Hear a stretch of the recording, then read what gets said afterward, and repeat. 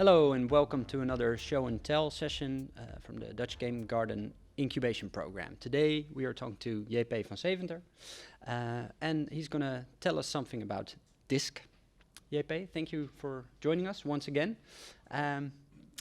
Take it away. So let's recap a minute. Last time I was here, we talked about the skill matrix or the studio canvas. It's based on skill. Basically, it's what I see in companies in terms of the major disciplines representing the company. We talked about how often teams emerge at school based on the skills. Basically, you do art, you need a programmer, you ask a programmer, you find somebody that can design, and often those are the skills that are at the school, and those are the ones that you need to build the first prototype. So it makes sense that companies emerge from just the knowing people who have the other disciplines that you don't.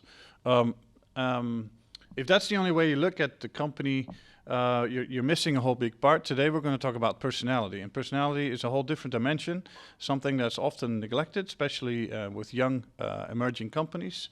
Today we're going to look at how personality plays into this whole team dynamic and how it affects the way you work.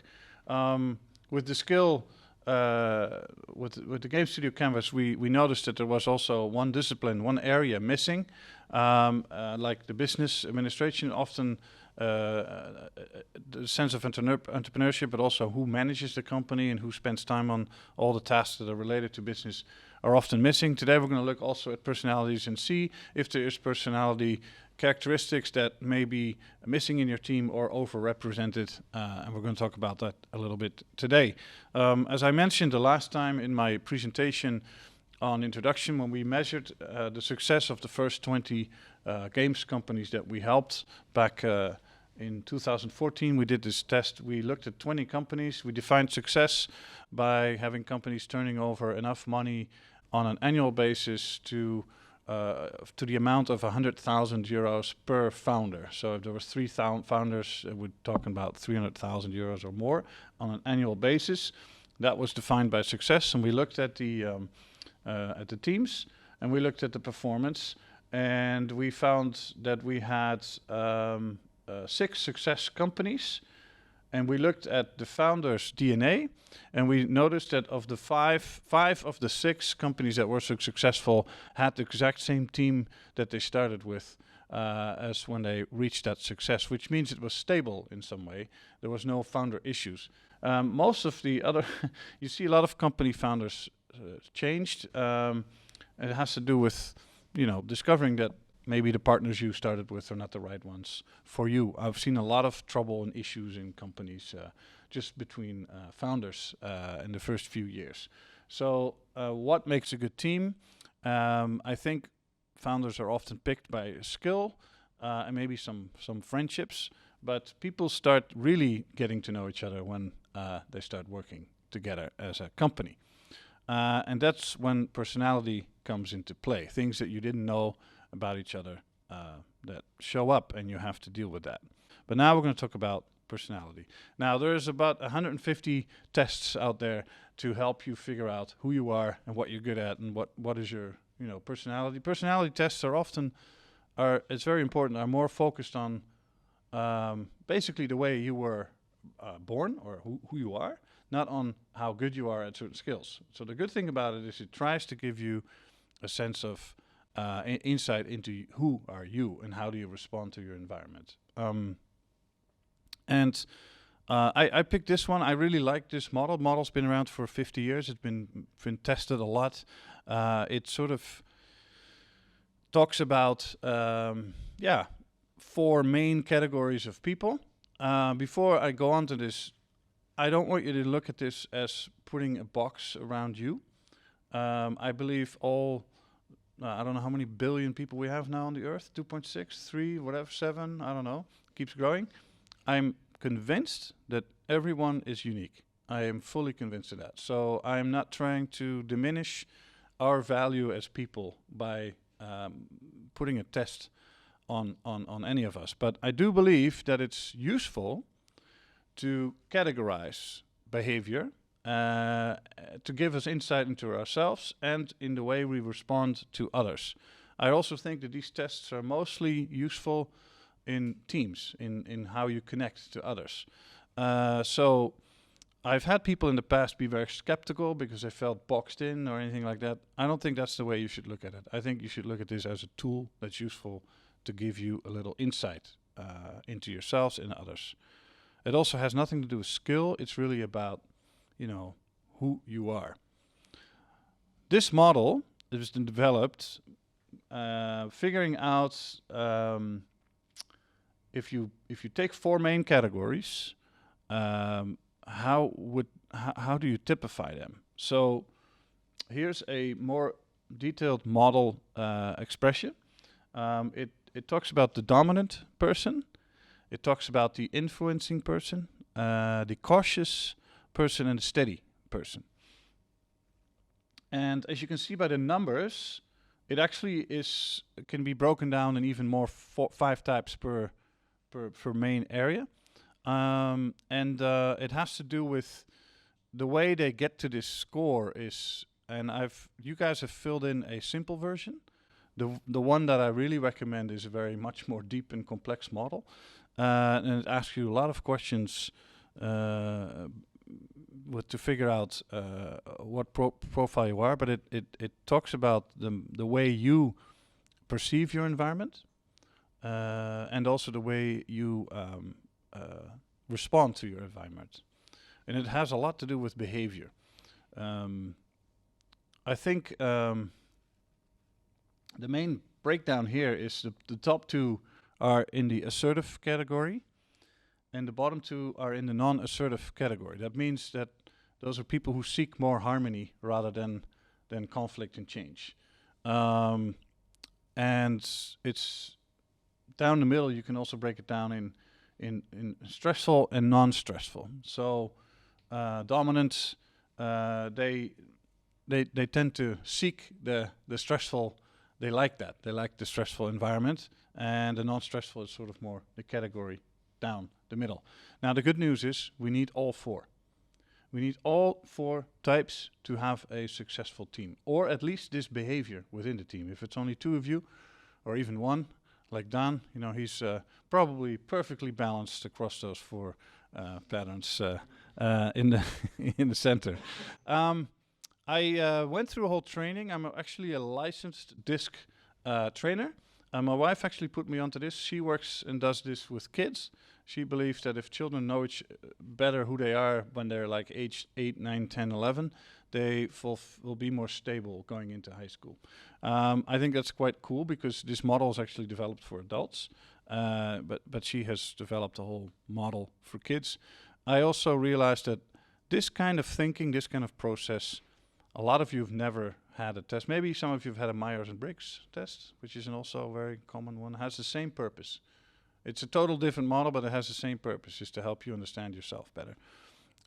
Those will be sometimes done at schools, but a lot of schools, a lot of companies ignore this whole aspect of reality. In fact, these models are often used by more corporate companies who really have some money to spend on having effective teams and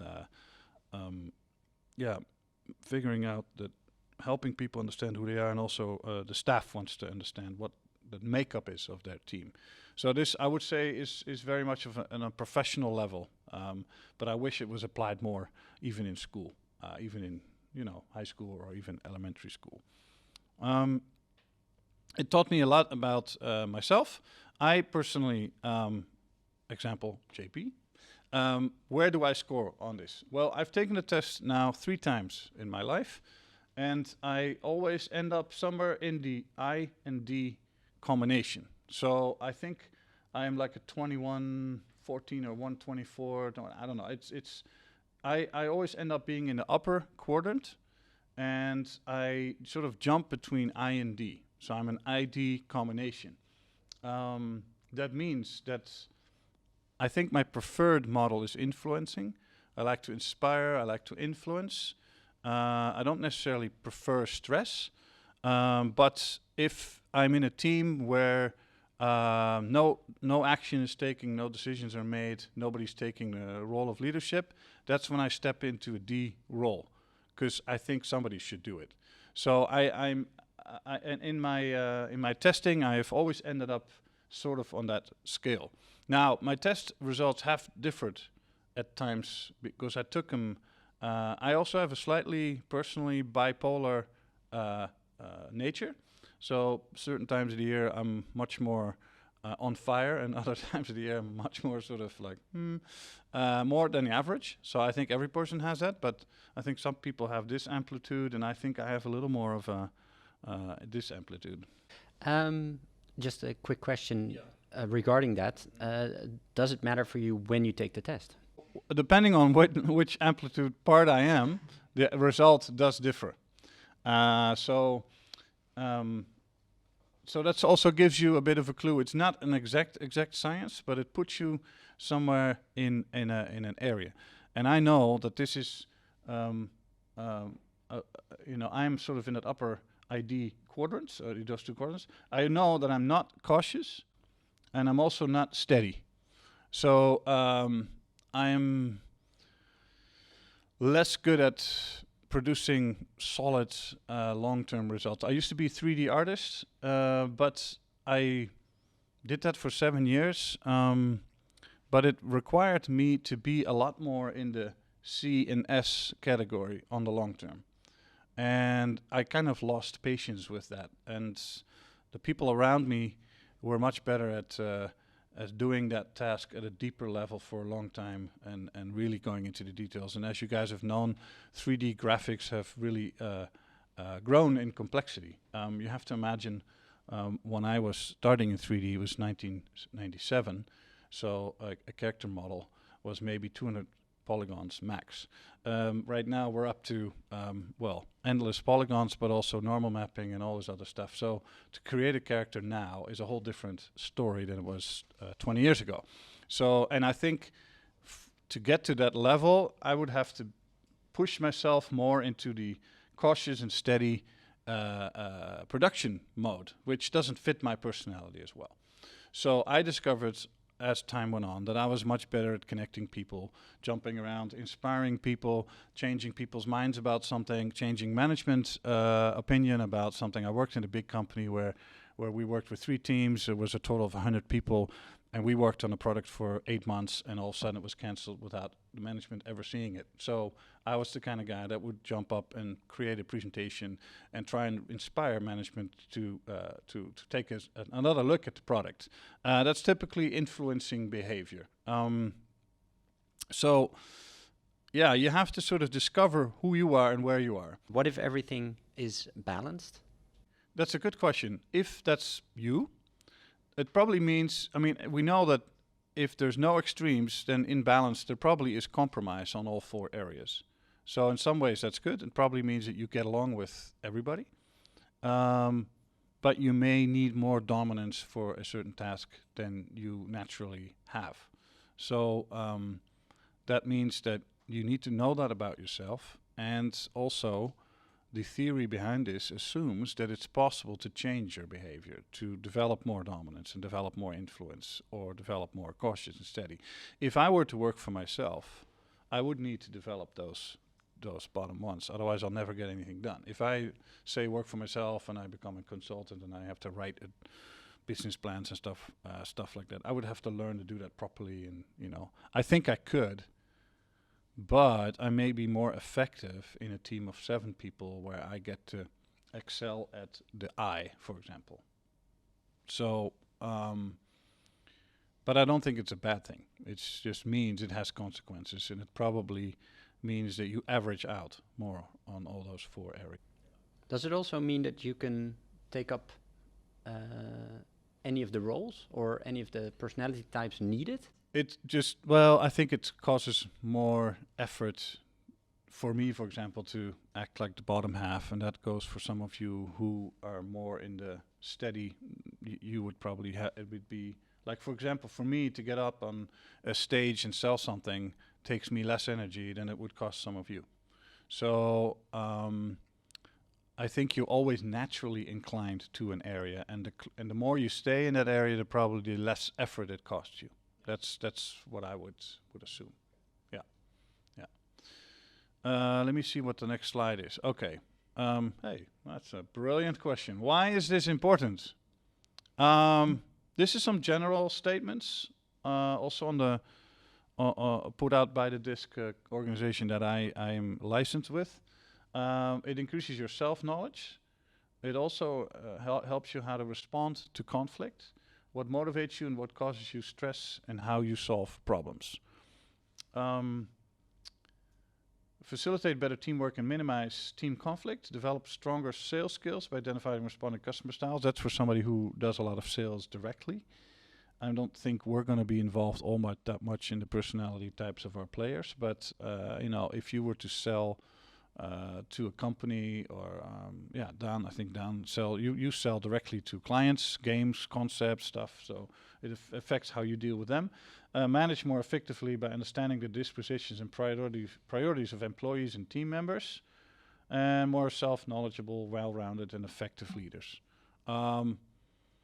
These things are not like, I know that I need people who are stable and steady around me in order to be productive. I also know that I need those people in my team. So I use that knowledge to pick people. Now, when you're just 22 and you're starting out of college, you may not know all this stuff. So it helps you know stuff that helps you pick a better team. What I've learned in working with indie companies, when I looked at those successful companies that I mentioned earlier, this group, I noticed also after doing a profile test with them that the successful companies all had one person who represented the D variety. Now that is important because it has to do with decision making. One of the most tempting things to do is focus on your game and not set any deadlines, not make any decisions about whether to go to events, whether to build a demo, whether to sell it, whether to say this is enough. We need to close at this point and say this game is going to be done by December. We all know what we have to do to get there, and we have to start pitching it at Gamescom and all that. That has to do with decision making, and decision making is something that certain types will postpone forever. Designers also love to postpone decisions, because when you postpone decisions, you also don't have to cut things out. When you make decisions in design, it means leaving things out, and that's very hard. Designers always love to include everything, and sometimes the things in their head, their brain, their imagination don't really go well together in reality. And you find out you have to leave things out. But that's a hard decision to make. Is that something that you can develop? Decision-making skills, or your dominance? Is that something you can work on, and how? Yeah, I think so.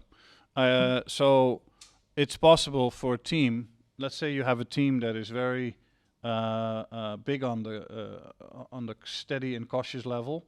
Maybe has one influencing person in the team, but they lack the dominant skills to move forward and make decisions. It's possible for somebody to practice that. So the influencing person, because they are sort of extroverted out, they might be the best one to do that. Because they're more assertive, probably. They're in the upper half already. Yes, but if that person is not around, or they don't want to, or they are doing something else, it's very possible it's somebody in the bottom. I've met many companies who've done well with a founder who is in that category below the mid-level, that turned up and stepped up into the dominance in order to run the company. Maybe a very introverted programmer ended up being the leader, and dominant in directive. So it's possible to develop those skills, but you can also consider adding somebody to your team. So I have seen indie companies here that have been with us for a long time that have not had that directive decision-making personality in the team, and they have taken way too long to develop one product. It's just taken way too long. So If I look at companies like Ronimo and Van Beer, Rami is very dominant. Joost van Dongen in Ronimo has that role very much. I haven't tested him, but I'm for sure he's a D. What happens when you encounter a company that misses someone with the dominance trait? Do you bring someone in? I have thought many times to bring someone in certain companies, but it's not up to me. So the first thing that I try to do is create awareness. That's why we're doing this today.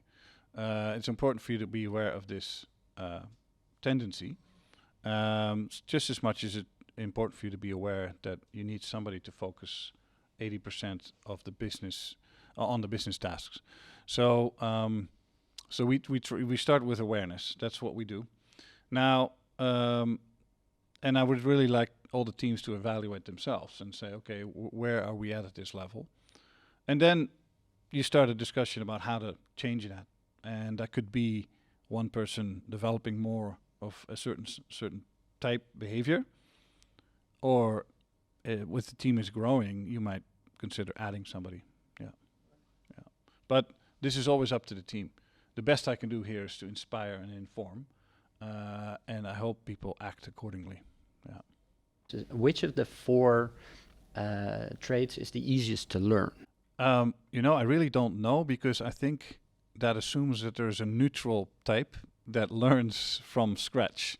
But as I believe that everybody here has born with tendencies towards certain categories, learning the opposite is probably the hardest. If there are any questions, you can join us here now. Hi, my name is Daan Kreek, Puzzles and Games. I have 2 questions. What happened to Company K? I don't really know which one this was, but apparently they managed to improve the makeup of their company by either adding somebody or maybe just getting rid of somebody. But I don't know the specific case, unfortunately. And my other question is, in general, the whole game industry, because, well, of course, some people are dealing with other stuff than others, but in general, which of the 4 categories do you see the most as being a dominant one? I don't have any statistical facts on that. What do I think I encounter a lot? I think in the programming skills side, I think I end up seeing the cautious and steady group more. In the artist category, I think there's more jumping into inspirational, more outward focused. But beyond that, I wouldn't be able to say which one are most. No. So, but basically, which one do you think is missing the most to have a higher level in this industry? I think the D, the dominant decision maker. Yeah. I think generally those are not the more production focused people, but more on the execution and outwards into the industry. And I think maybe that type doesn't naturally gravitate towards a creative education on game development or programming. Okay, thank you. Yeah. Hi, Nathan Daniels from Longshore Studios. Now my question is, what would be the most effective way of getting all these people together? I mean, I would select first on skill, because you're going to need programming for this. Maybe you're not an engine programmer, and if you know that, you need an engine programmer. But while you are selecting that, I would definitely have them do a test just to see what pops out of that, to see if it complements your personality or not. I also don't think you need exactly 4 of each type to make a 16-person company. It's very possible you only need 1 D type and have more of the other kind. I would use it sort of, I know there are professional companies who will say, I want 3 more C's and 2 more S's and 1 more I for the next team. And they will actually select on that profile. So they'll go to a recruiter and they'll give them that profile and say, this is the profile we need. So then they will start selecting people and have them do the test and figure out. That's quite high level. I would love, that would be very interesting to do. I don't have any templates for that. No, I just think if you want to keep it simple, you may want to divide it in two, top and bottom, and see how that's balanced. Outward and inward. Yeah, and if it's also a big difference between whether you're selecting a co-founder or whether you're selecting people that work for you, because a co-founder is going to be much more involved, is going to be working day-to-day basis. I would consider choosing an opposite type. So, for instance, in my case, I'm a sort of influence dominant kind of heavy person. So I would find a cautious and steady person to sort of complement me. And I see that combination a lot in Dutch companies that I know, where there's two founders or more. I see that often. Okay, thank you. Hi, I'm Kai Vriend, co-founder of a small indie game studio. And my question was partly answered by Nathan's question. But how would you introduce this to a already established team? How will you get them to fill out these things and talk about it? I mean, assuming that you're one of the founders and you have the authority to do this, I would do it as a team outing development thing. And one of the best ways to do this is to hire an expert to do it with you. So there's many trainers who know how to apply this to your team. To do it yourself is kind of hard because you kind of want to be part of the neutral. You want to be part of the victims. You want to all be the victim, right? I mean, you all want to be in that position. Thanks, Manal. Okay. That was it for today's show and tell. Thank you very much, JP van Seventer.